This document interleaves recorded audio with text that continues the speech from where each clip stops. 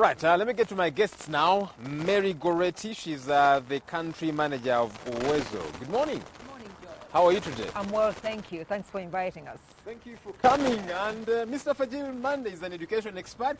Some of you know that he is dead. We have resurrected him. Good morning, Chief. How are you? My second chance. This is complex now.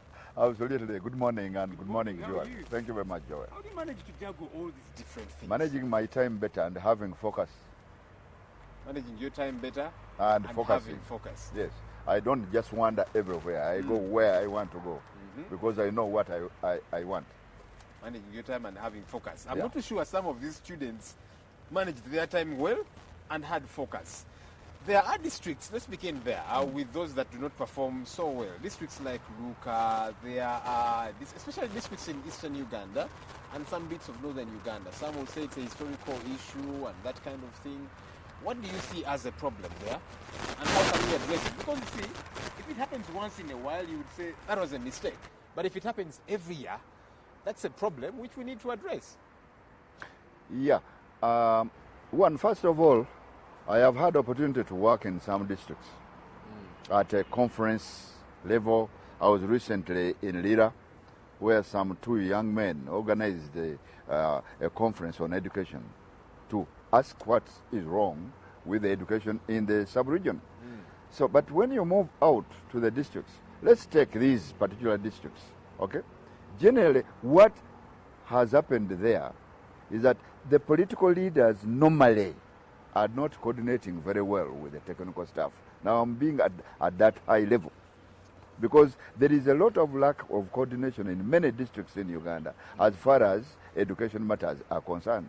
Because if education is going to succeed, you need synchronization of the stakeholders. Stakeholders are completely divided, they are not coordinated. Okay? So they don't have a common focus. That's one. Two, the inspection at the district level is generally very poor, if it is there at all. Number three, the absenteeism rates are very, very high. Absenteeism of head teachers, absenteeism of teachers, and consequently absenteeism of the children. So most times, some schools, the children look out to see if the teachers have come and they go to the school. Then, of course, you have the problem of the teachers themselves. I must say, and I'm putting it blankly, we need to update upcountry teachers. Upcountry teachers are very uninformed, they are not exposed, and uninformed and unexposed, that's how they blind their own learners. So a combination of all that contributes to the permanent poor performance in some of these districts. And in any case, when this happens, these results have come out. The results came out the other year. 10 years back, nothing has been put in place, nothing to address what is wrong. For example, what has been put in place to address absenteeism in these districts? Have they fired head teachers who were absent? Have they fired teachers who were absent? Have they increased the looking inside the classroom to see how the children are doing? There are no co-curricular activities in most of these schools, I can swear. 98% of these schools don't even teach PE, which enlightens the mind and wakens the emotion and the physical. What has been done? So it is the usual story because nothing new has been done and the conditions are becoming worse and worse and worse. Inspectorates are becoming worse and worse and worse. Lack of coordination between technical staff and political leaders is increasing. So a combination of all that produces the results which we've seen. All right, let me get to Goretti. Goretti, you are a doctor, PhD, if I'm not mistaken. And clearly you've seen the value of education and it's taken you far. Education is key. That's the point I'm trying to make. However, I'm looking at the way we are disseminating this to the young people and how we have emphasized passing exams. It's a good thing when your relative gets aggregate 4 in P7, if they are in senior 4, 8 in 8, I don't know if they're 11 subjects now, if they're in senior 6, it's 20 points, I believe, if they're at campus, a first class, all the way to PhD. But do we not see a problem here that it is about passing exams? And that is why schools will do anything and everything. About 1,800 86 students' candidates' results have been withheld for now because of exam malpractices. Every year this figure is high, and we keep thinking, wait a minute. I was telling my colleague when we were doing the press review that about 3 or 4 years ago, I don't know if you might remember that story, there's a child that got aggregate 5, and that child committed suicide. Why? Because it had been inoculated in them that if you don't get a 4, you have failed totally. How do we change this narrative? It's important that these children do pass and excel. However, exams should not be the end of it all. That's right. It's actually not right to just emphasize the exams. I think what should be emphasized is what these pupils are able to do. We have had cases, and many employers actually testify. You have a student with a first class, that is university level, who can't write an application, who can't communicate, who can't talk. I think that's an issue that needs to be addressed across the board. But at the moment, we are now talking about the PLE results. At the moment, when you look at the primary education sector, PLE has a role to play because it's like a measure of quality, because that is what people talk about. So if that's the only thing we have at the moment, let's get it right, because I've had arguments that those pupils who get us, or schools which get distinctions, or especially the private schools, that all they do is drill children to pass. But what is the alternative? Do we want to say that pupils who are not getting distinctions, who are actually ungraded, are they big thinkers? Are they critical thinkers? Are they coming out with practical skills? So you have a point that you're raising, but we have to look at the education system as a whole, because even when you teach for pupils to pass the PLE, there are some key competencies that you're actually fostering, because a child won't be able to pass English, for example, if they are not able to read and write. So most of these kids, for example, the ungraded, by the way, I'm a bit very, very disheartened. You have over 63,000 pupils passing in Division 1. You have 81,000 ungraded. Those are pupils, if you actually explore, many of them never learned how to read or count. This is consistent with WASO results. We have almost 20% pupils in P7 who are not even able to read at P2 level. Those are reflected in these ungraded. So even when you're teaching to the PLE, there are some competences that you are fostering along the way. So it's not all that lost. So if this is the only measure at the moment that we have, let us do it right. Mr. Fajid, is it fair that somebody will study for 7 years, and then you determine the fate of their 7 years in 2 days, in 4 exams? Is it fair that somebody will study, that's for P7, is it fair that somebody will study O-level for 4 years, and then you determine the fate of their 4 years in, I think it's about a month, that only final exam? That somebody goes to A-level and for 2 years they are studying, and then in this, 1 week of sitting exams, something could even have happened. Some folks sit with exams and they've lost their parents, so I don't know what, and at that point, they're not able to get it together. And they eventually fail, and we say you are a total failure. You go to, at the university, of course, it's a little bit different. Is it fair that we do things that way, or maybe we need to tweak it a little bit? I think there are 2 angles to that question. The first question is, for many years, but recently it has even gone off the program, there was talk of continuous assessment in schools. And that program was based at UNEB. It was a foreign-based, it was a sponsored program, where it was thought that the students would be continuously assessed while at school, so that marks are added to come together with the PLE or the final results. That program fell out. Nobody is talking about it anymore. What we can say now, let's go back again. Let government put in, rather than depending on some assistance from some friends abroad, let's do a program where we institute continuous assessment in the schools.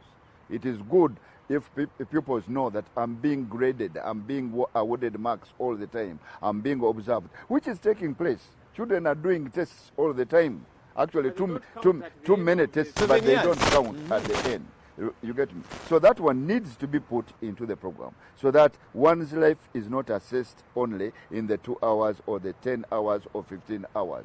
Secondly, even if the system was left, for example, if I was going to sit for PLE at the end of 7 years or O level or A level, let me be tested on broader areas, not just purely academic. I keep saying and I keep repeating it, you may have a heap of degrees.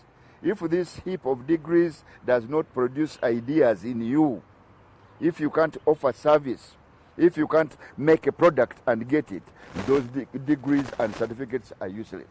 Our children are purely going through purely academic. My definition now of what is taking place on the average in every school, 98% of schools in Uganda, you read and read and read, and you are not reading books. You are reading pamphlets. You are reading tests. You cram and cram and cram. And after you've read and read, crammed, you definitely pass and pass. And immediately you have passed, you forget. So you produce real, permanent, certified failures all the time. I have tested children, I've sat with O-level students, I've sat with the primary school children. A child will tell you, I have sat here for 3 weeks, but I've not even raised a hand. Because the classroom today is not about raising a hand. I have talked to senior 4 students who have sat in a classroom for a whole term. A child has not said anything, opening the mouth. No wonder. We are beginning to get results now, research now, which indicates that our children are suffering from dental decay more. Because they never open their mouth and they never aerate their mouth. You get me? So absolutely, there is absolute docility inside the classroom. No activity. The hands are not moving. The legs are not moving. The child is not talking. They are seated there like zombies. And at the end of it, but if I was going to get the examination at the end of P7 or O level, and I am being examined on broader areas, particularly with the practical areas. There are some practical areas which are being examined now, but we are saying let us increase those. You get me? So that I'm examined. Let me be tested on reading. Why can't I introduce loud reading now? I am telling you, listeners and viewers, I have had graduates stand up, and many graduates, 90% of them can hardly read any document loud enough. The sort of thing you are doing here to read the news. Are you getting? Many graduates can't even stand up to read because we are not doing it in the schools. There is hardly any mental work now. Why can't I introduce group questions answered in a group to encourage group discussion? Are you getting me? In an examination. Why can't I do mental questions in an examination? So that questions are asked and I answer them mentally. That will have broadened my abilities more. But now it's read, cram, pass, and then forget. I know for a fact there are some regions in this country, and government try to push this and say, look, in this region, let's say Busoga, from P1, I think it is to P3, students should be taught, people should be taught in their mother tongue in that area.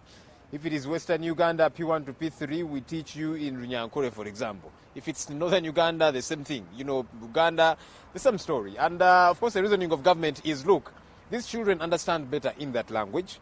Their cognitive abilities and several others are tethered to that because that's all they know. Others, of course, will reason and say, wait a minute. You see, the world is bigger than your Busoga region, is bigger than your Uganda, it's bigger than your Ankole, Northern Uganda, etc., etc. When you teach a child at that stage, when they are able to grasp a lot more, at that formative stage, by the way, that is when they get set in their ways. If you teach them only in their local language, maybe that is why we get to have issues such as this, because you see there are certain things which are only in English, for example. What's a burette in Rusoga? What's a test tube in Runyankore, and that kind of thing. Which side of the coin are you on this debate? You know what? That whole policy or approach was introduced for good intentions. If you look at countries that have actually developed and their education systems have contributed highly to their economic development, they're actually using their mother tongue as the language of instruction. We have many examples. Go to Japan, the Chinese, Germany, etc., etc. So they have one language, Mandarin, and there are many. No. We have a 1,000,001 languages in this country. I know, but the approach of having the most common language within the region was also well intentioned. The idea is actually good, but it's the way how it has been implemented, but also the attitude of people. In terms of implementation, like our most recent research of WEZO, it found that in most classrooms, almost 50%, you don't find any textbooks or books, storybooks, in local languages. That is what Mr. Mada is talking about. How on earth are these children going to learn without actually practicing how to read? They don't have any opportunities to read besides that. So how it is being implemented is actually the issue.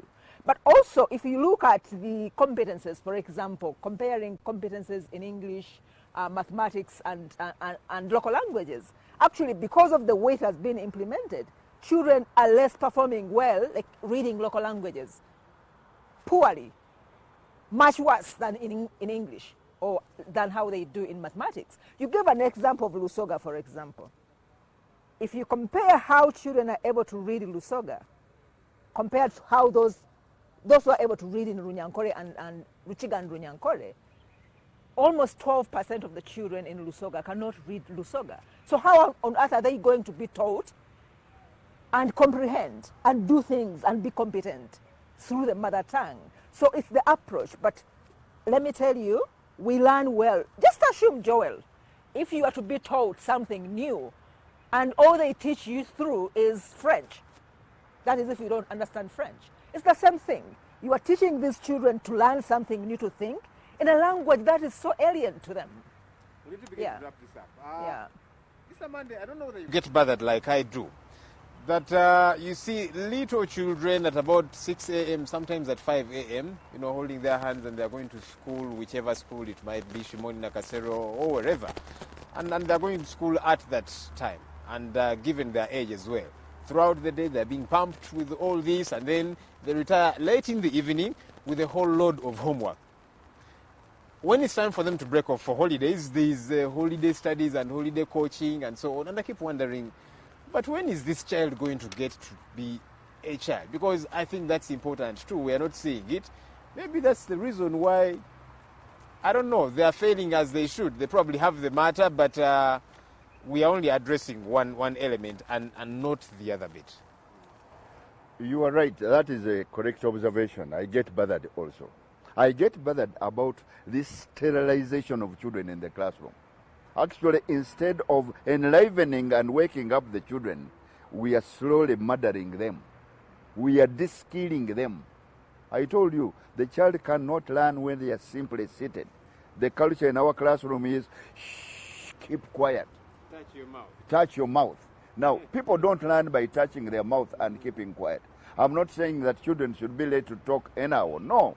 But children should be active. Children should be doing things. You get me? So, one, we have a school system which is not properly governed. I must say this. District inspectors in all the districts in Uganda are not inside the classroom and seeing how lessons are being conducted. The National Education Standards Agency, the inspectorate, is almost dead. Nobody seriously is looking at what is taking place in the classroom. If they are doing anything, nobody is taking action. Why should children start classes at 5 o'clock? Isn't there government? Isn't there Ministry of Education? We know classes are supposed to start at 8 o'clock and officially close at 5 o'clock. But some children, day scholars, join boarders in schools and remain at schools at 10 o'clock and they work in the night. So we need to increase the control, the governance. Recently you had this problem of funny programs creeping into our school system, homosexuals and so on and so forth. This is because the school system has been left unattended. How many people are setting exams for our primary school children now? Right now I have a count of about 250 companies printing examinations for our school children in the class. Nobody knows the quality of those printers. Nobody. Nobody knows which books are entering the classrooms. Control the school. Be there. Commissioners, wake up. District inspectors of schools, wake up. Minister of Education, wake up. We cannot play about with a system which works on the creation of our citizens. there's a lot of waking up to do by all stakeholders. I'm afraid my time is up, but thank you for sharing your incredible insights. I hope these people are listening. The parents, the pupils, government, the authorities, and everybody. But thank you for talking to us. Coming up is my opinion.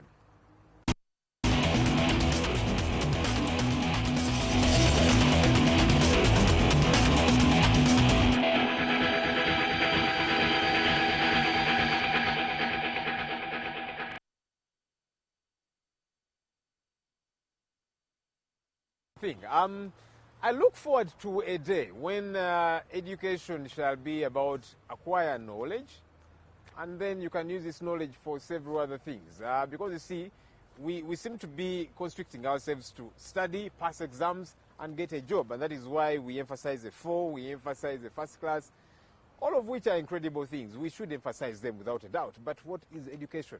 Acquire the knowledge, use it for several other things, among which can be a job. You know, and I think it is President George Bush that once was addressing university students somewhere, and he told them, look, make sure you excel. Get a first class if you can, etc., etc. But if you get a pass degree, worry not. You can become president of the United States. I'm told that's what he got. And he was simply telling them, look, it's okay to excel. But if you do not get a 4, you're not a failure in life. If you don't get a first class, you're not a failure. Many of the successful people I know actually did not necessarily excel academically. So maybe that's not the end of it for you. Let's see how we tap into all our potentials, academics being part of it, and several other things to make us better people. Hopefully that gets to happen. And that's it for the big story. Thank you for joining us. My name is Joel Senyonyi. Good morning.